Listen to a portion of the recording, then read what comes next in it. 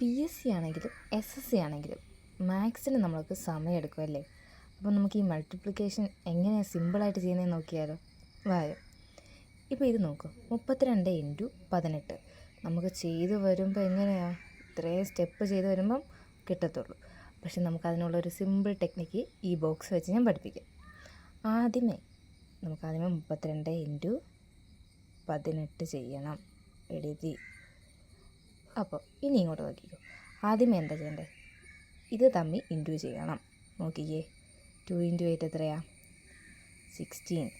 6 ഇവിടെ എഴുതുന്നു, 1 ഇവിടെ എഴുതുന്നു. അത് കഴിഞ്ഞ് എന്താ ചെയ്യേണ്ടത് അറിയാമോ? ഇങ്ങനെ തമ്മിൽ ഒന്ന് ഇൻറ്റു ചെയ്യുക. അപ്പോൾ എങ്ങനെയാണ്? 3 × 8 എത്രയാണ്? 24.